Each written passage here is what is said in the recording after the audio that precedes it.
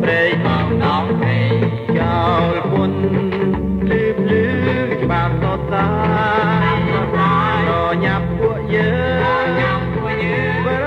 ហើយឥឡូវនេះយើងសូមបង្វែរអារម្មណ៍ទស្សនិកជនមកក្រៅផ្សារវិញម្ដងយើងពិនិត្យឃើញមានសភាពអ៊ូអរពោពេញទៅដោយអាជីវករអ្នកដំណើរនិងយានជំនិះគ្រប់ប្រភេទរួមមានទាំងរ៉ឺម៉ករទេះសេះទុយចក្រយានយន្តនិងរថយន្តជាដើមឡើយបាយក៏បានជួបជុំយ៉ាងណាមានយើងត្រូវតាំងចិត្តដោយអត់ប្រេះឆាហើយតាមហើយបានជួបជុំគ្នាមកពីឆ្ងាយលឿយហត់អញ្ជើញសម្រាប់ទីខាងនៅចិត្តកញ្ញារូបស្អាតជាអាហារដួងចិត្តមុខនេះប្រញាប់ខ្ញុំនឹងរៀបចំហើយបងត្រូវការអាហារដួងចិត្តត្រូវការអាហារใจ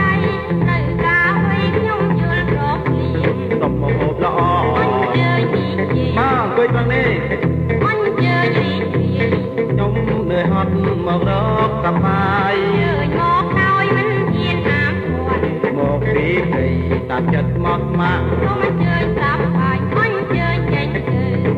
ជីវិតដើរព្រៃសប្បាយសំតាមសេចក្តីត្រូវការ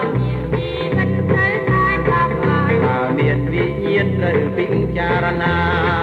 សន្មត់ក្នុងរឿងជីវិតមិត្តទាំងយើងមានទូទៅ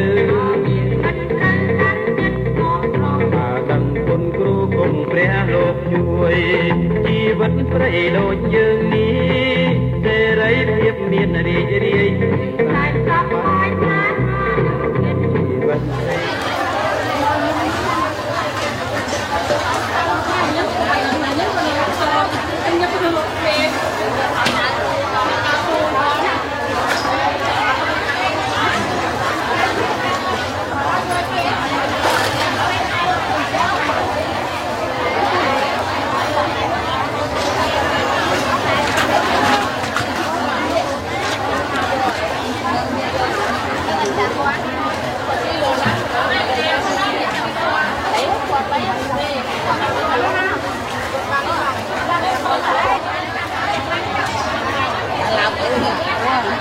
Cái tên mình là ta đặt tính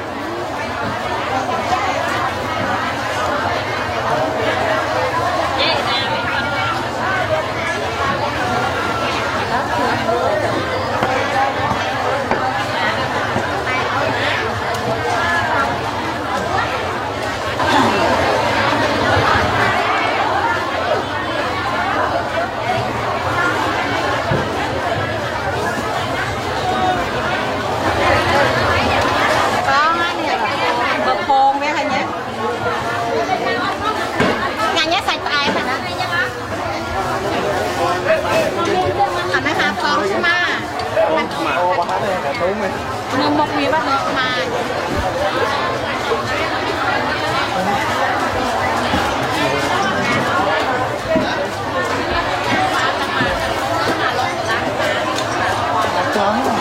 chọn kêu quê chọn đâu cũng à bắt son quên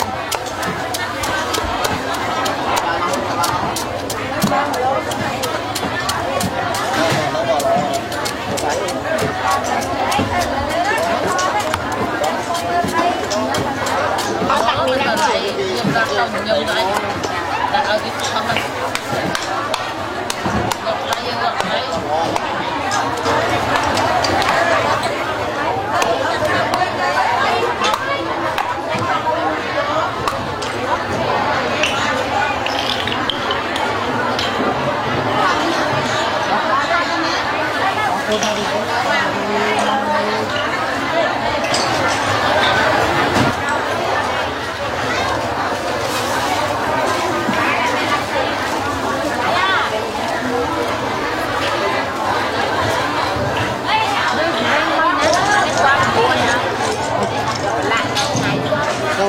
món rất đây vô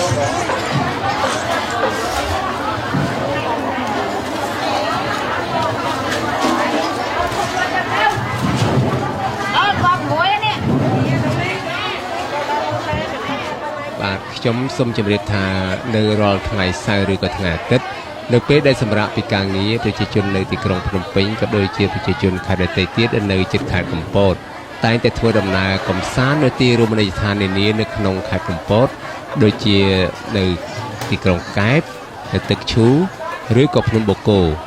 ហើយប្រជាជនទាំងអស់នោះក៏ភ្ញៀវទេសចរទាំងនោះក៏មិនភ្លេចឈៀងចូលផ្សារកំពតដែរដើម្បីទិញម្ហូបអាហារទាំងឡាយដើម្បីត្រឡប់មកផ្ទះវិញដោយជាត្រីដែលយើងបានឃើញនេះខ្ញុំក៏មិនដឹងថាជាត្រីអ្វីដែរក៏ប៉ុន្តែខ្ញុំគ្រាន់តែដឹងថាវាជាផលត្រីទឹកប្រៃតែប៉ុណ្ណោះហើយចំពោះអ្នកភ្ញៀវទេសចរទាំងឡាយដែលចូលមកទីផ្សារពេលដែលត្រឡប់ទៅផ្ទះវិញតែងតែទិញជាពិសេសនោះគឺក្តាមមឹកហើយនៅរបស់ក្រៀមដូចជាគីឬក៏កាពិឬក៏ខ្ទឹមត្រាំជាដើម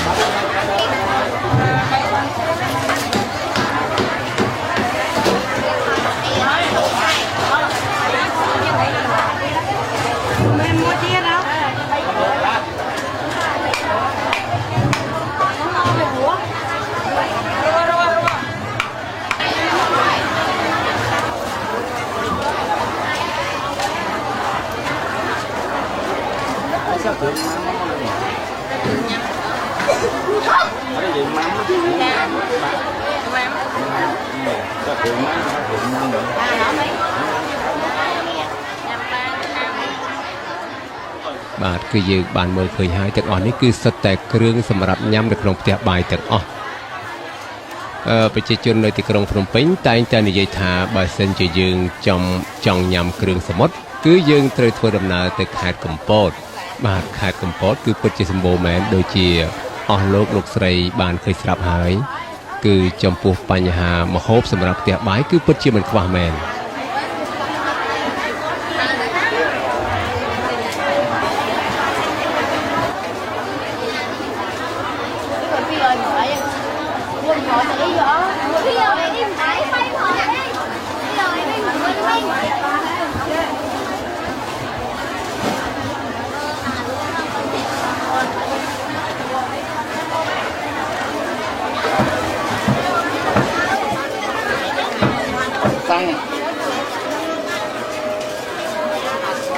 mà chui đâu chứทอดกำมะพริกด้วยฮะ đâu hàng ngon chết cô khai chưa ra cái gì khai chưa ra nè khai chưa nè mà cái nam đấy anh thợ nó cô thợ nó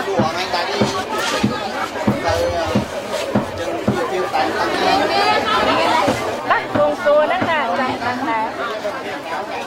បាទនេះគឺជាបន្លែគ្រប់មុខសម្រាប់យើងយកមកធ្វើជាម្ហូប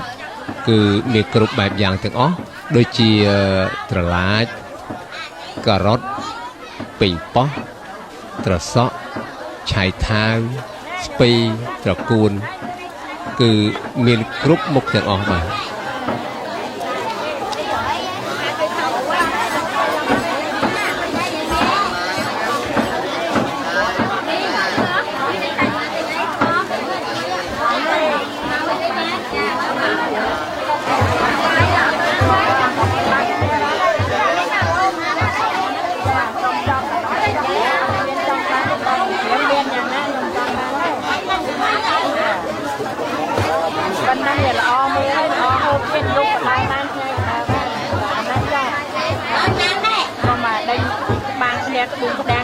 ខ្ញុំខ្លាចខ្ញុំតន់ពួនទាំងគុំឲ្យចាត់ទឹកទៅហើយហ្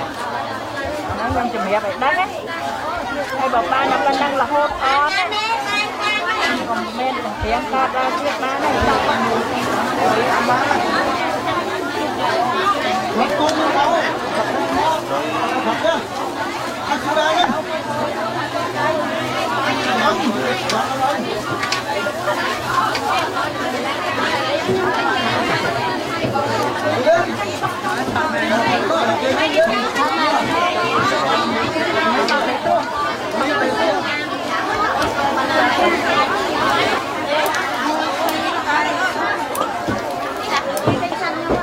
បាទនេះគឺស្លឹកម្លូហើយនេះគឺស្លា ស្លានឹងមលូបើយើងនិយាយទៅគឺសម្រាប់តែមនុស្សចាស់នៅក្នុងប្រទេសកម្ពុជាយើងគឺចំពោះយាយចាស់នៅតាមជនបទគឺគាត់និយមយកមកពិសានៅក្រោយពេលដែលគាត់ទទួលទានបាយហើយឬក៏ក្រោយពេលដែលគាត់ពិសានៅអ្វីហើយព្រោះគាត់តែងតែមានទម្លាប់ថាពិសាអ្វីហើយគាត់ជូរមាត់អញ្ចឹងហើយគាត់ត្រូវតែពិសាស្លានឹងមលូនេះបាទតែបើចំពោះស្ត្រីក្មេងៗវិញក៏មិននិយមប្រមាណទេគឺមានខ្លះតែប៉ុណ្ណោះនៅតាមជនបទ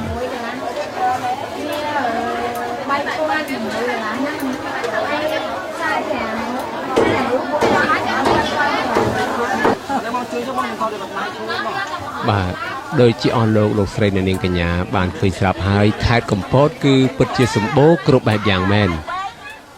សម្បូរទៅដោយតំបន់ទេសចរសម្រាប់ដើរលេងកម្សាន្ត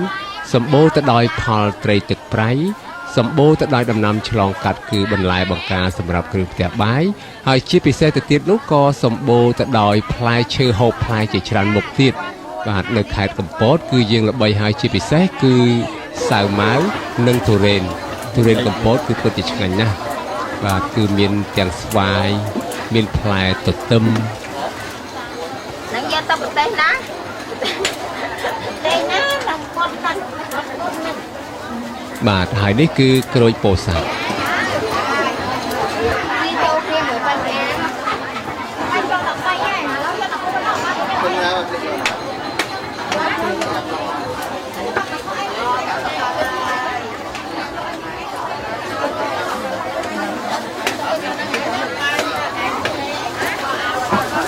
បាទហើយនេះគឺកន្ត្រកភ្នែកក្រួចដែលប្រជាកសិករយើងបើនិយាយចំទៅគឺអ្នកស្រែយើងគាត់បានធ្វើយកមកលក់គឺសម្រាប់ដាក់អីវ៉ាន់ផ្សេងយកទៅណាមកណាហើយនេះគឺជាកញ្ច្រែងនិងល្អីដែលសិតតែធ្វើឡើងអំពីដើមឫស្សីបាទ